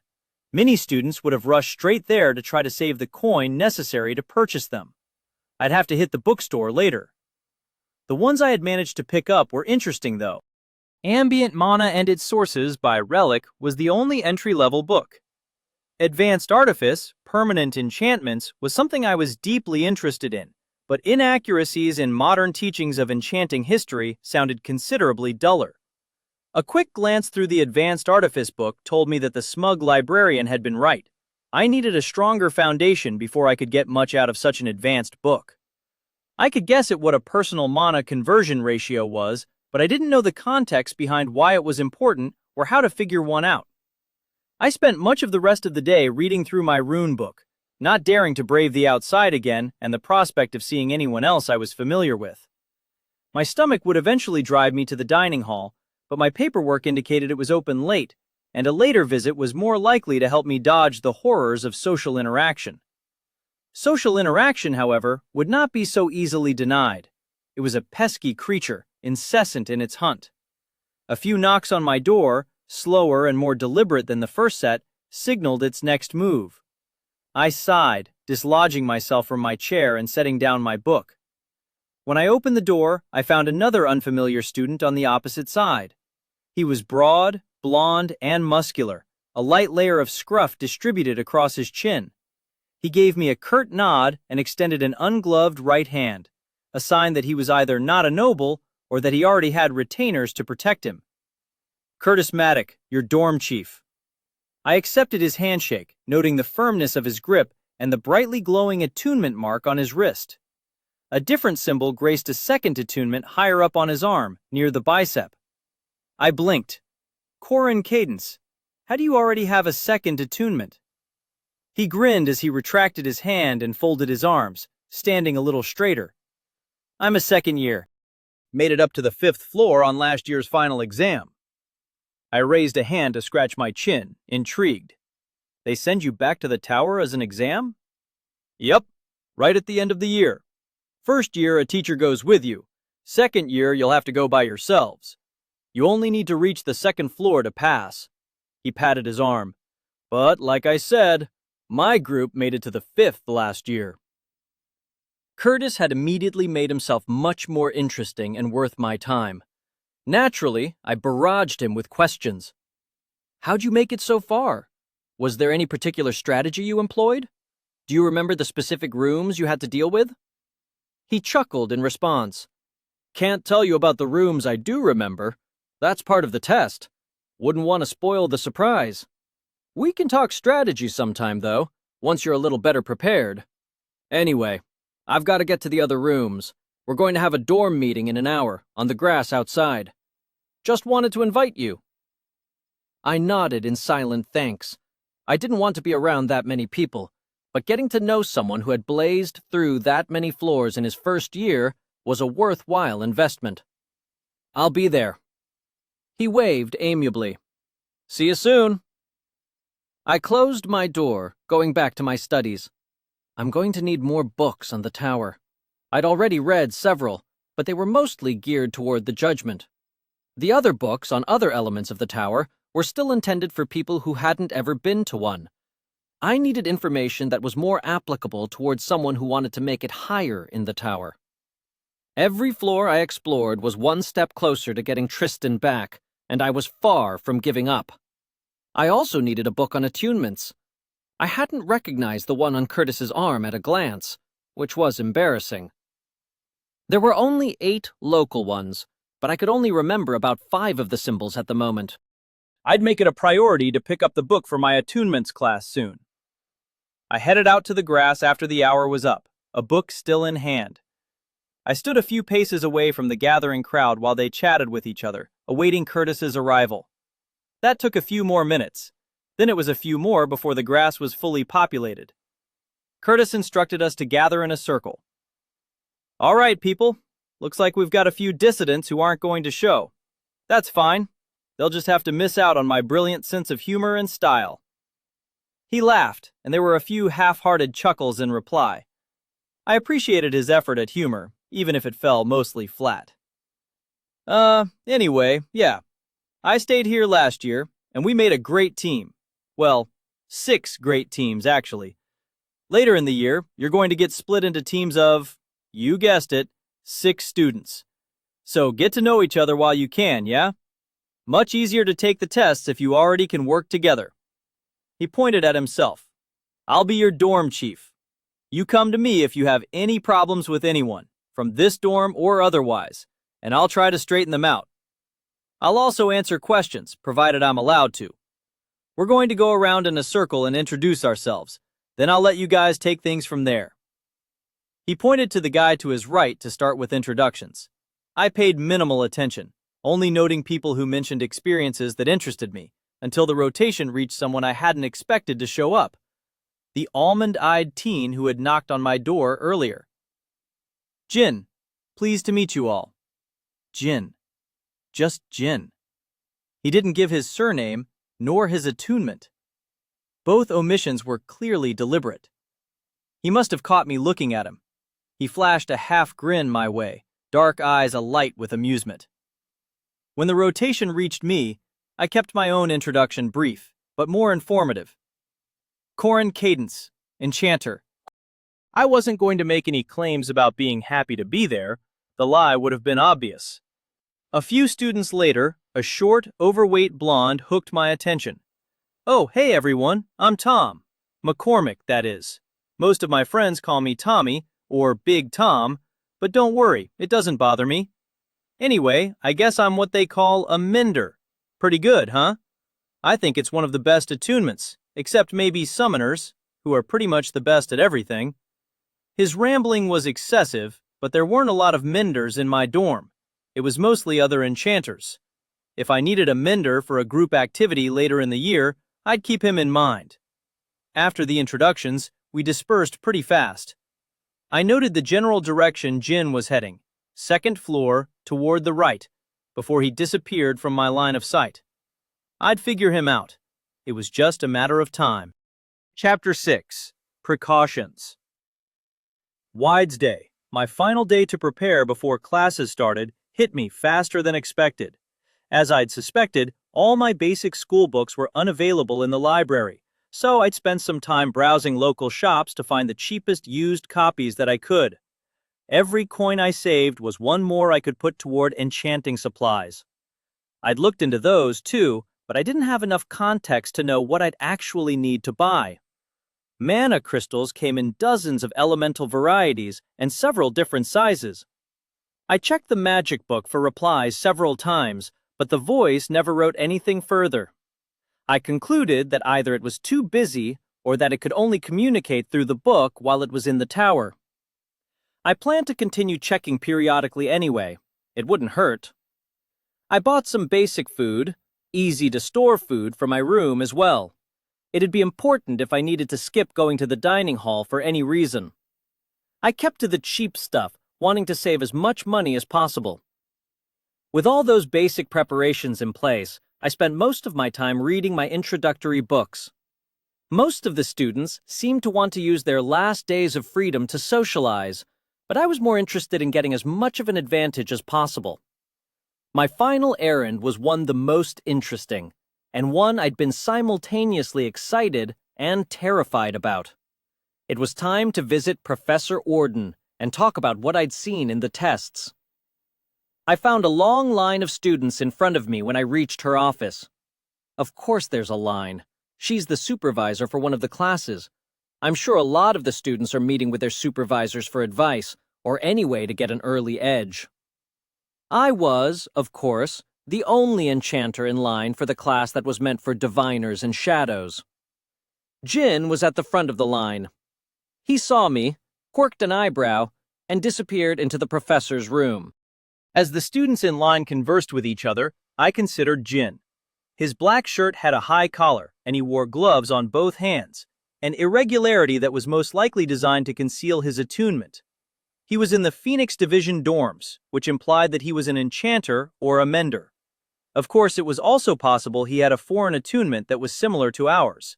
Either way, he probably wouldn't be getting training from Professor Orden. She was in charge of diviners and shadows, which had little similarity to the attunements used by the Phoenix Division.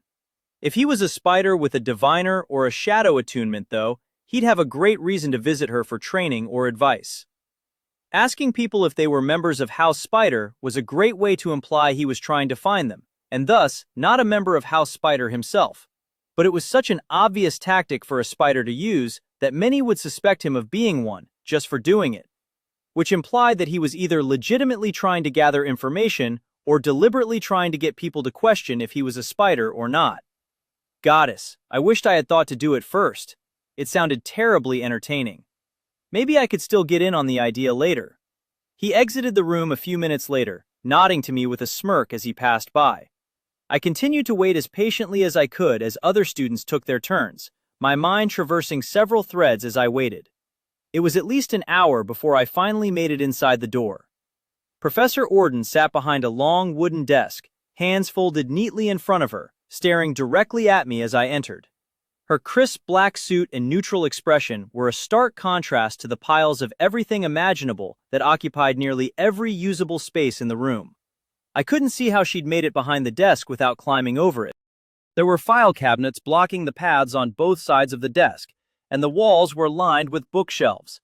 While there were some books, the shelves primarily seemed to carry miscellaneous trinkets, bits of metal, tiny crystals, a crystalline feather, and what looked like a blackened human skull were sprawled haphazardly across them.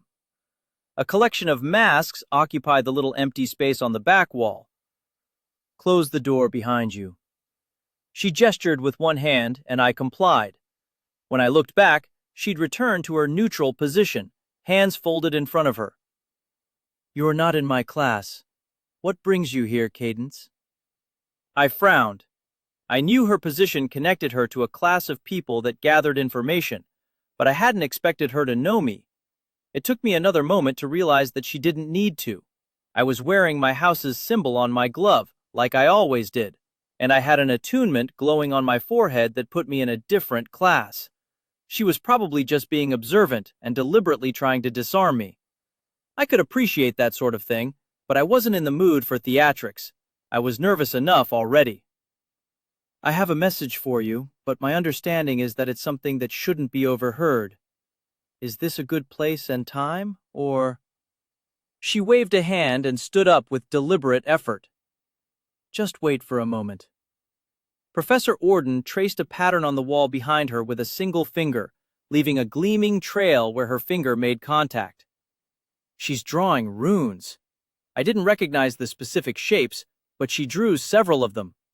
She turned around, folding her arms. "This had better be worth my effort."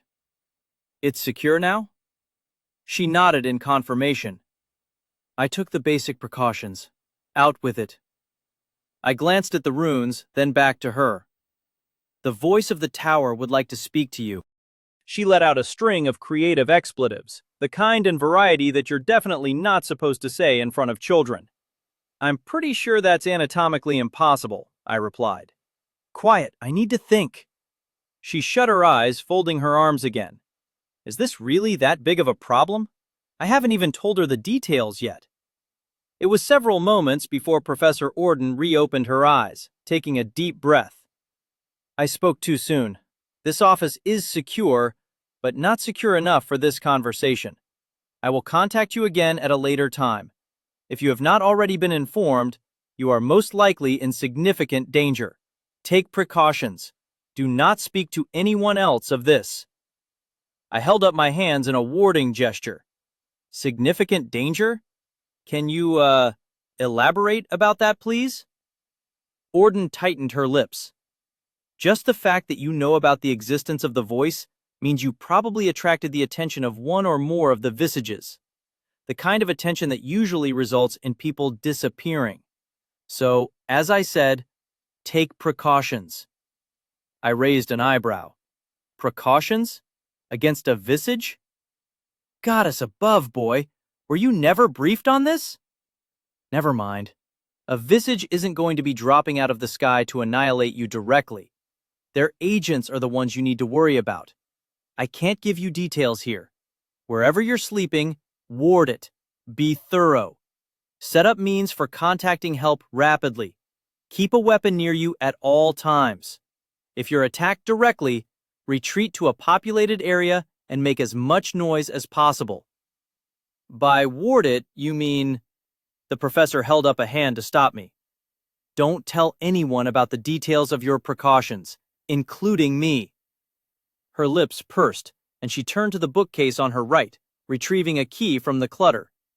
She tapped 3 times on a drawer in her desk, whispered something, and then turned the key in the lock. Once the drawer was open, she whispered again and reached inside. There was an intricately carved chest inside the drawer, as well as a small pouch. The box immediately caught my eye. The runes on it resembled the ones on the entrance doors to the Serpent Spire, but I'd never seen similar styles on human-made equipment. She removed the pouch and closed the drawer. "You'd better have good enough information to make this worth my trouble, Cadence." I lifted the bag. It didn't have much heft to it, but there were at least a few coins inside. Thank you. You can thank me by leaving quickly, pretending this conversation never happened, and not dying until we have an opportunity to discuss things further. Goddess, what did I get myself into? What if someone asks why I was here? You had a message to deliver from my sister, Kayla. It was a physical letter. You didn't read it. I thanked you, paid you a courier fee, and sent you on your way. Where would I have met this sister? No one is going to ask you that, she sighed. But you're right to ask. Say she was at the school's recruitment tent outside the tower. No one will think to check. Now go. Her tone didn't brook any argument. She sat back down, moving to her default position, waiting for the next student. I left the room, walking hurriedly back to my dorm. The first thing I did when I got back to my room was try to write down the runes that I'd seen on the box in her drawer. I'd only had a few moments to look at them, but I thought I had a pretty good recollection of what some of them looked like. My basic rune book was no help, but Advanced Artifice had some clues.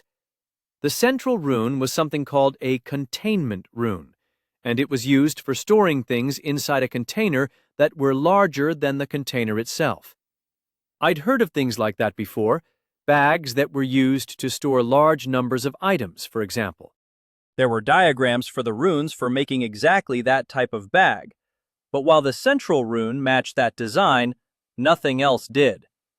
I came close to identifying one of the other runes, the one just to the left of center. It looked similar to a rune designed for governing range for teleportation spells, but the bottom section was drawn differently. The one on the far right? I was pretty sure I'd either remembered it wrong, or it was just a bunch of squiggles someone had made while they were bored. I still didn't know enough to understand what the whole thing was supposed to do, but I could tell this kind of thing was powerful. The kinds of runes I saw in the introductory runes book had mana values in the single digits. The most similar teleportation range rune I could find was classified at citrine level and required air mana and transference mana in the hundreds. There were a number of other runes on the box that I couldn't remember as well, and ones I couldn't make out at all from my angle. I really wanted one. Maybe I could convince her to let me take a look at it in more detail later. I also wanted to know why she'd whispered before opening the drawer. Was she unlocking the drawer, or maybe disabling a trap?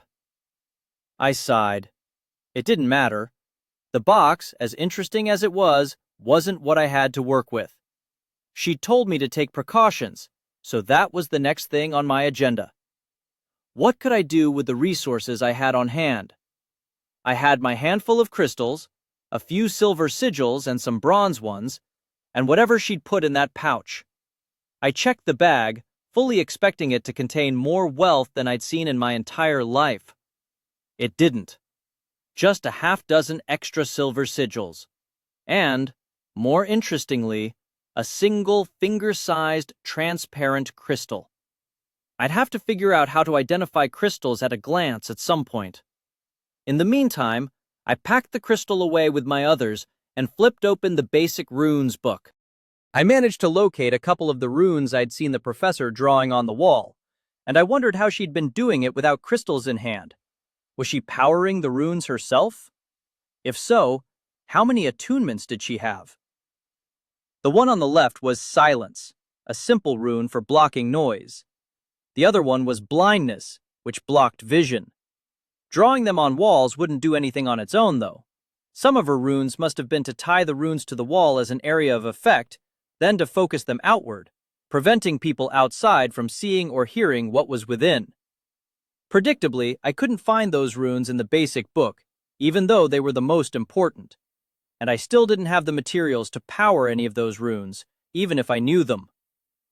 Maybe I was thinking too much in terms of runes. I still hadn't even tried to make one yet, so it was probably a little too soon to be formulating my defense plan around them. There were simpler ways to protect myself, at least until I'd taken a few days of classes and made some test runes. It didn't take me long to purchase a few mundane supplies at a nearby store. I also checked the school rules for modifying the interior of the room. I could make some basic alterations, as long as I fixed them before I left. Good. Nailing my door shut at night wasn't exactly elegant, but it was a pretty effective deterrent. Much more than a simple lock, which undoubtedly any number of spells, or even mundane tricks, could remove. It would be pretty tough to dislodge a board nailed to the wall without anyone noticing. Eventually, I'd get a silence rune so that people didn't hear me nailing a board over my door every night. I considered setting traps, but in a small enclosed space, I doubted I'd be able to make them any more of a threat to an intruder than they were to me. My room only had one entrance, the door. That was fortunate. I didn't know how I'd handle anything as vulnerable as a window. I also bought chalk. I'd place a small chip in the hinge of the door when I was about to leave. If I came back and found it crushed, it would imply that someone had been in my room while I'd been gone. With some effort, I switched around the configuration of my room, putting my bed on the opposite side. If someone was going to blast straight in from the doorway, I'd be out of their line of attack. My preparations felt woefully insufficient to handle any real threat, but most of the other options I considered were either too expensive, lining the walls with anti-magic materials, logistically infeasible, sleep somewhere other than my dorm room, or outside of my current capabilities, warding the walls. I didn't sleep much that night, but I felt some comfort from the sword cradled in my arms and the aura of frost seeping through the scabbard and provided a reassuring chill.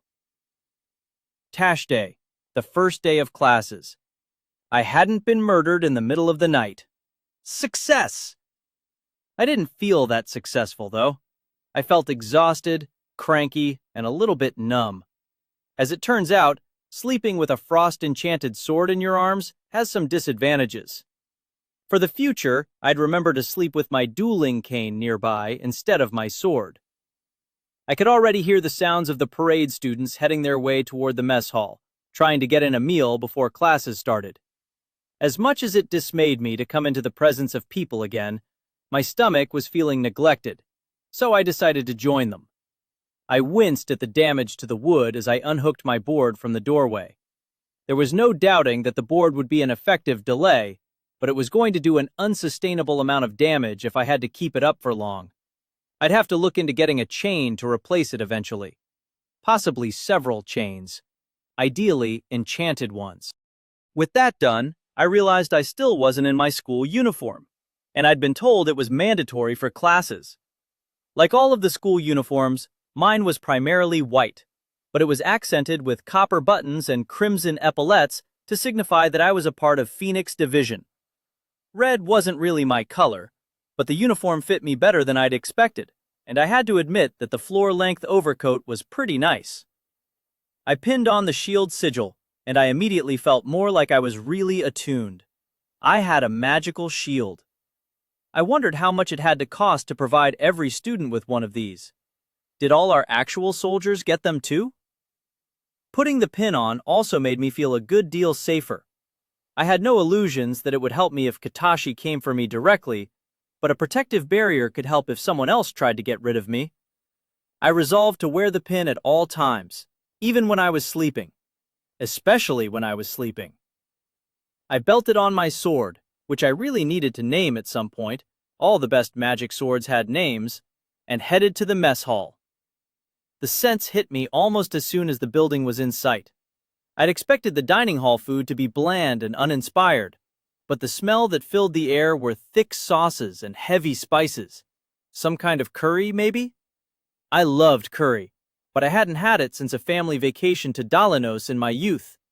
It wasn't common in traditional Valian cuisine. The line was less inspiring than the smell. It took me at least half an hour of waiting in the throng of students to get inside the door. I'd say it added to the anticipation, but I still would have preferred instant gratification. I spotted a couple familiar faces amongst the students in the line. Patrick Wayland, Lisa Stone, and a few others that I'd gone to school with as a child. No doubt there were many others among my former classmates in the line who were too different in appearance for me to recognize. My 3 years of private tutoring had scraped my relationships down to the bone. I didn't resent my father for pulling me out of school. I understood his reasoning. his lack of trust for the system that had failed to adequately train my brother for his contest against the games of the goddess. I did resent his adamant refusal to allow me to visit with my friends. Letters helped for a time, but within a year, most of my friendships had atrophied from disuse. When I neared the front of the line, I saw a list of meal options. I could pick from curried chicken, salmon, and some kind of unfamiliar pastry called a cinnamon cake. I picked the chicken and sides of seasoned potato slices and a mixture of vegetables. It was a disconcertingly good meal. I grew suspicious. Were we being lulled into thinking we'd get excellent food so that it could be taken away at a later time? Or maybe it was just the fact that this school was attended by those who had been wealthy enough to take an attunement test, and thus they had high standards. I wasn't sure. For the moment at least, I wasn't going to complain. After a significant amount of searching, I managed to find an empty table to sit alone. I had a few minutes of precious silence, sipping the apple juice I'd chosen for a beverage and reading a book, before Sarah manifested in front of me. I didn't even have a chance to groan before she'd put down her plate and sat down. It was too early for me to interact with the living, and in spite of my general fondness for Sarah, she was still another entity, and thus a toll on my exhausted mind. Corin. She gave me a cat-like grin, slicing into her own chosen dish with relish. Good morning, brother. I closed my book, looking up to pin her eyes with mine. They were lighter than my own, more like my father's. Good morning, my dear sister. If my reply fazed her in any respect, she didn't show it. Affectionate terminology gamble, unsuccessful. We continued our staring contest until I very deliberately smiled, speared a potato with my fork, and turned to bite it. The food here is shockingly delicious. Think it's a trap? You've always been so suspicious of everything. She raised her own fork, then speared one of my potatoes with it. My eyes flared in indignation, but she paid them no heed. Even when we were children. Sometimes, a potato is just a potato. I nodded. Except that one. That's the one I laced with a deadly toxin. I meant to serve it to one of my enemies later, but alas.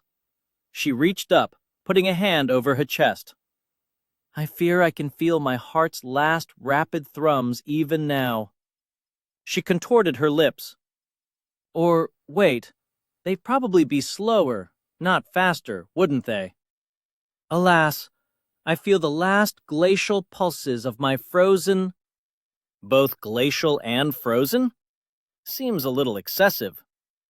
Not when your heart is as cold as mine, frigid with the frost of betrayal, by my own dear, darling brother, who is also my sibling. I stabbed another potato. On second thought, I think this was the poison one. Goddess, thanks for everything. I popped it into my mouth. Delicious. Tastes like eternal suffering. She raised an eyebrow. I didn't think you were a believer in the punishments. Oh, I'm not. But it was too good of a line for me not to say it. That's your idea of a good line? Please, Corin. I know you haven't been to a school in years. That's low, sister. But even you should have higher standards for dramatic monologues. You never know when you might need one. I paused, cutting into my chicken. Okay, that last part actually managed to sound vaguely ominous. I'll give you credit for that. She gave a mocking bow over the table. Thank you. It feels so good to be appreciated on occasion. But I'm confident you had more of a reason to be here than just to engage me with displays of your scintillating intellect. Scintillating? My, now I almost suspect you want something from me. I took a bite of the chicken. I thought I was supposed to be the suspicious one. Touché.